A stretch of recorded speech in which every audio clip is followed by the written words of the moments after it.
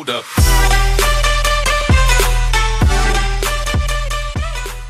From the first stirrings of life beneath water, to the great beasts of the Stone Age, to man taking his first upright steps, you have come far. Now begins your greatest quest, from this early cradle of civilization on towards the stars. It falls to you, Catherine de Medici, to use your gifts of knowledge and of the arts to unite your people. Steer carefully through these troubled times, Queen Mother of France. You will build great wonders, drawing visitors from all corners of the earth. With your keen awareness of all things, both those seen and those hidden in the shadows, your empire will certainly stand the test of time. Well, hello everybody, my name is Marius, and today I'm glad you could join me on our very first commentated Let's Play of Civilization 6. Now, as you can see, I've chosen to play as the French Empire for a lot of reasons. One, if you know one of our fellow YouTubers, Greenbloods, he loves the French Empire, like, maybe a little too much, but he loves French. We've played it several times in Civilization 5, and seriously, this is the only civilization he would ever play as. So I decided, hey, why don't I play as it first? Sort of as of like a, let me show him what it's about, because chances are we probably are going to end up playing together soon, but you got me, you're stuck with me right now. So, second of all, my name, Marius, also is derived from French, so I figured, hey, what a better suitable start than to do the thing that I'm technically derived from. So, as you can see, it appears that we have some special abilities. We have +1 level of diplomatic visibility, greater than normal, with every civilization that she has met. We have a Grand Tour, which is 20% production towards medieval, Renaissance, and industrial era wonders. We have a Grand Imperial, a unique land unit, and a Chateau, a unique improvement. And as Catherine is raising her glass to us, I raise my glass to her and say, let's begin. So, it seems like we've spawned in a very bad location. Little disclaimer, I've played these games for a while, however I don't consider myself very good at these games. So, I apologize if you're looking for a deity strategist, you have not found him, and I apologize. So, we've spawned around a lot of snow, cornered by mountains on either side. I'm not sure how well this is going to fare in the overall scheme of things.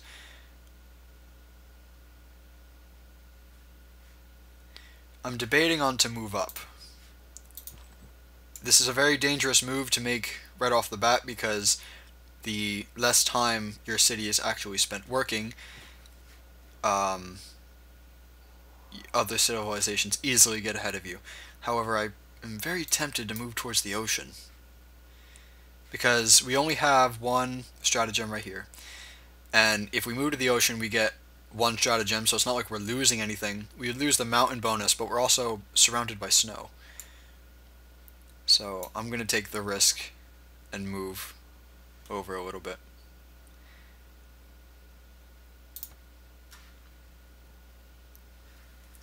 After all, we want Paris to be a fine city.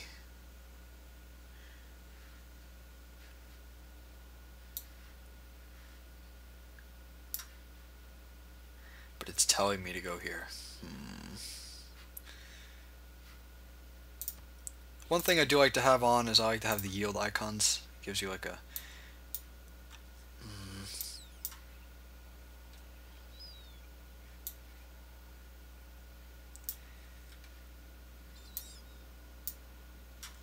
in the ocean. We'll move back. I hate doing that, but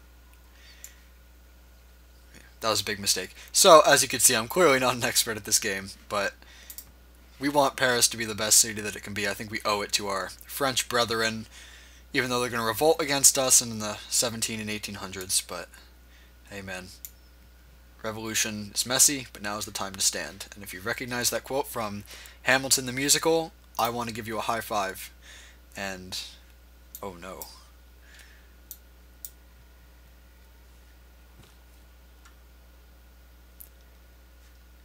Alright. So, that could have been the end of us right there. Thank goodness that the barbarian has some sort of love towards the French people. Because if he were to take our cellar, we would have been done. So, we're going to found Paris right here. And now we are a civilization. Wow. Okay. So, first thing we want to produce is... we got the monument, which is +2 culture. All that's going to help us do is get our first government going. Or we can get the builder, scout. I'm almost tempted to go for a scout because you can hyper search the ruins and it will give you really good bonuses later on, and it's also one of the shortest things you could build, so we're going to go for that. That scout's not going to do much to the city as of right now. We got some nice mercury. Good for thermometers. Alright, so our first technology here. So, we got pottery, animal husbandry, mining, sailing, or astrology. Well, we want to go for irrigation because we got this cotton right here. And because it's the only stratagem, I think it's terribly, if we were to argue, it'd be terribly one-sided on where we should go. So we're going to start with pottery. And plus, it'll help us build a granary, grow our city faster, and make more babies, and make our civilization bigger.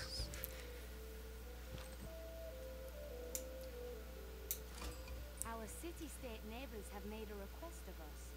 If we can impress them, I think they will reward us handsomely. Alright, what do they want us to do? Barbarian spotted.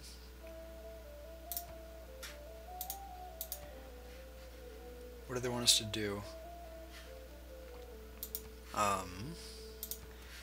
don't have any envoys.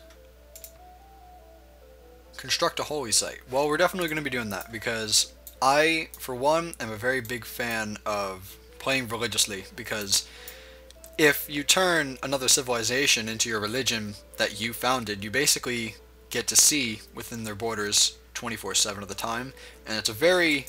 Many people might not see that as a very useful tool, but it's a very useful tool because if they're going to invade you with all of their might, you get to see their army before it gets to you, and that can be a lifesaver. For example, if they're sending over all tanks, you know, hey, I gotta build some anti-tank weapons, and I know that's a modern era example, but it definitely will help in the long run. So. And plus, you can gain a victory from it, so if all else fails, I tend to go more towards technology victories. That's just me, personally. I tend to, in these games, focus on a strong economy and a strong science civilization. Now, why do I do that? I tend to go for science because, one, it's a victory condition that is fairly easy to go through because you research it over time. It's not like you have to physically actively do things. Not that I'm lazy, but it's not that you physically have to do things. Unlike a domination victory, you would have to actually conquer everybody, and that can lead to many bad things because 1 second you're ahead, but then you got your army destroyed, and now that victory is out the window, and if you spent the entire game focusing on that, you're pretty much gypped for the rest of the game. So I've never found that attractive, personally. Create a great scientist. And first civilization, so we know that no one's met them yet. But I tend to go for a science because also, people may say, well, Marius, what if you're attacked? You got no military. If you're attacked, one, by focusing on science, you'll have a stronger military by default because you'll just simply have stronger military units that you're able to build. And two, with an economy, you don't need to build military units if you can just purchase them straight out of the factory. And that's honestly what I tend to do. I don't really keep standing armies that often in this game. What I'll normally do is have a large number of cities, and if I get declared war on, which normally doesn't happen because I'm nice to my neighbors, I'm not a warmongering player. I don't tend to play warmongering, sort of, if that's how you would classify it. I tend to be a more diplomatic player that makes deals with the other civilizations. We're going to build a monument for culture. I'm going to get that government. Right? That's the best choice. Let me look at that again. Production. Do we want a builder? Well, I mean, with this scout out, we can bring the warrior back. And we're going to want the improvement on the sugar once we research irrigation. So yeah, we're going to go for a builder instead.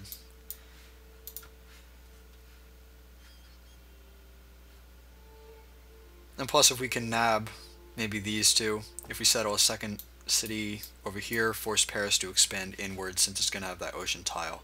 We can create an ocean city that would allow trade routes across here when we discover civilizations across the waves. That would probably help greatly. Alright, so we got some spearmen. That is scary because that's more advanced than I see right now. These are tundra. Oh man, Russia would have been a nice civ to play as right here. Normally, you get Paris to spawn in the plains. It's very odd that it's in the tundra. As if there would be bricks by chance and fortune.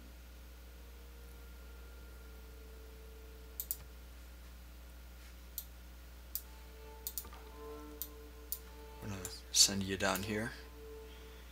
Got a really big tundra to cross here, so it appears that we're going to probably end up expanding this way. Tundra's never a good thing to settle in unless you're Russia, because Mother Russia is the ultimate exception to anything. If you don't know why, just look at actual history.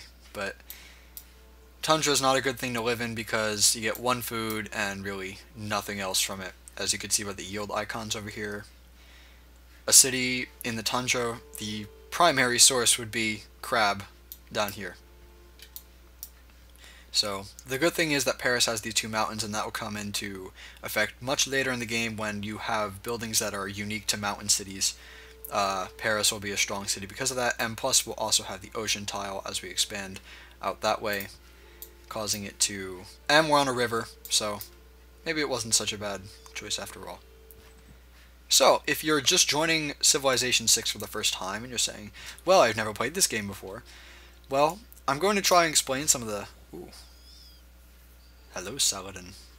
Grace of God, the powerful, victorious, the everlasting, of whose kingdom there is no end, I greet you, my sincere friend. Why isn't there a animation? I thought there would be one. It's an honor to meet you. Come, let us exchange information about our capitals. I invite you to tell me of your people, and I'm happy to tell you of mine. Good idea. Civilization. Writing has boosted considerably. Cairo is over here. It seems...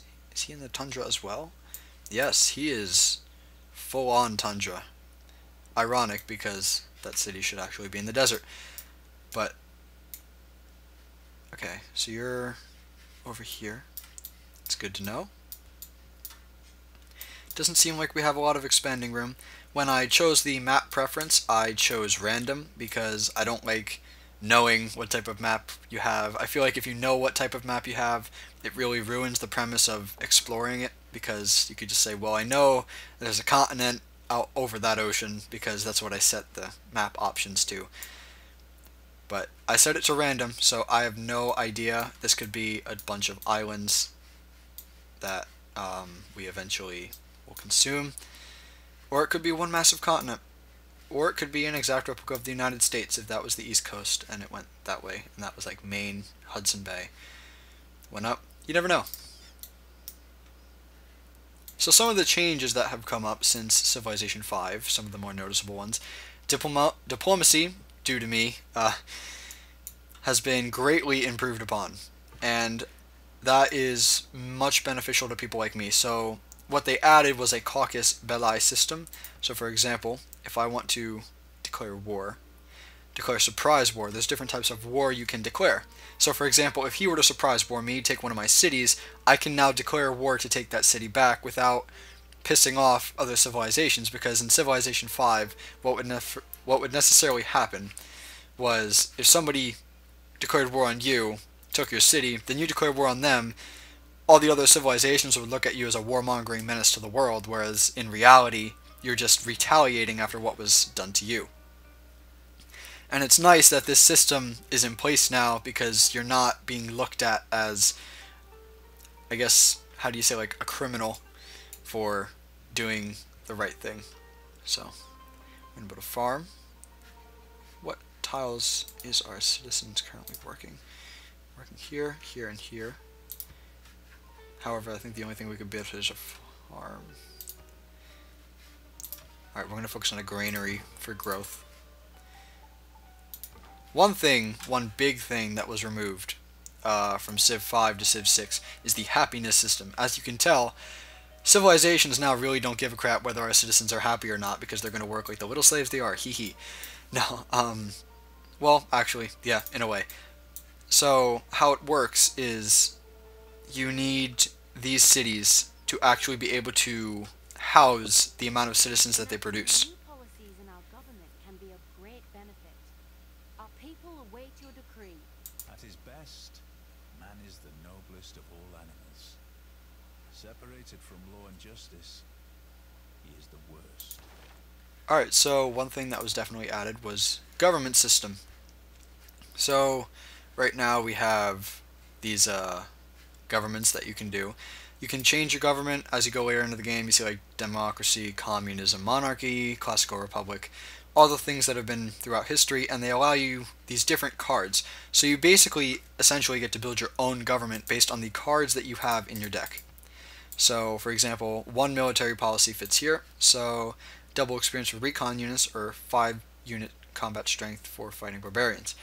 I'm personally going to choose this one because I think it will be more suited to me.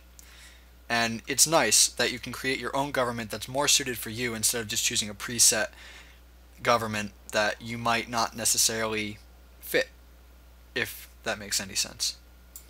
Economic, 1 production in all city, and 1 faith and 1 gold in the capital. Well, I really only have 1 city.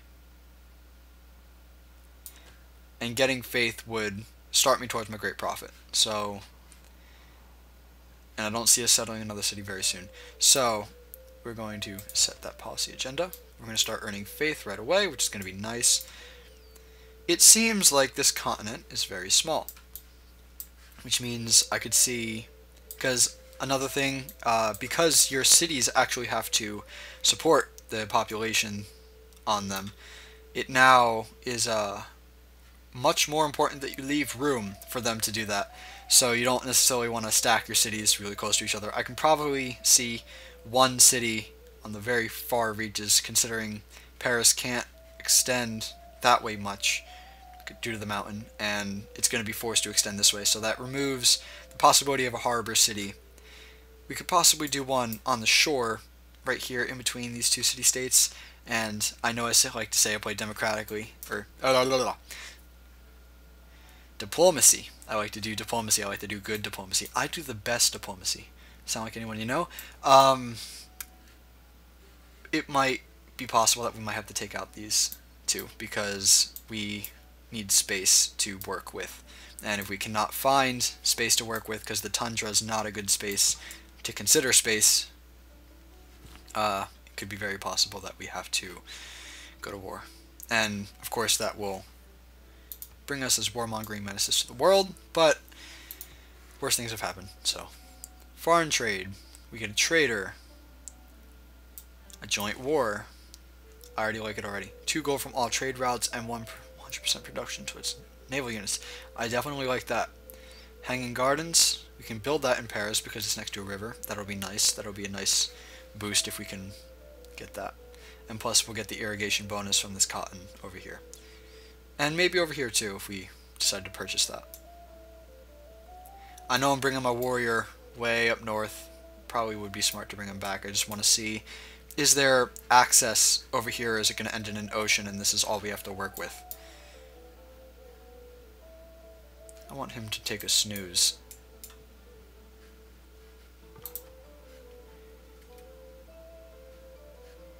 Got a lot of rivers and stuff down here. It's just, it's not suitable area to work with.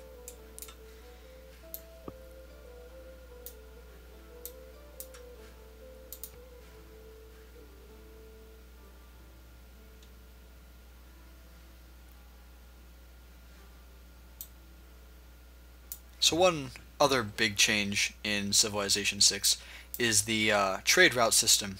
So now you can actually establish trade routes between city-states and cities that will give you different bonuses based on the trade route that they originate from and the route that they're actually going to. And all along this route you'll be getting all this goodies and stuff for your civilization to use. So that makes other civilizations more attractive in the trade sense than other civilizations, which is pretty cool because it means that if you have a good civilization, it can become a trade hub instead of just trading with the nearest guy that's next to you. And it's nice that it works like that. We got Cairo coming up over here. I'm going to try and, with the scout, I'm going to try and close off this area. Right over here, make it discovered. We're going to have to take out that barbarian camp. But it seems like that is all the time we have for right now. So, I hope to see you all in the next episode. I am Marius signing off, saying don't forget to like and subscribe for more information about Civ 6. We'll probably be releasing some more information. I'll probably do a video of all the differences because I've been shining a little light on them in this video, but I feel like I've sent a delegation. Oh, dude, you're the best. I'll give you a hug. Thanks, man. Appreciate it. I like him. We're probably going to end up becoming friends. We're going to be the best friends. But I'm probably going to end up doing a video of all the differences because there are many differences that have been... Signet is a 250 square mile target trap made up of massive obelisks riddled with jagged spears. And yes, they will cut your pretty face.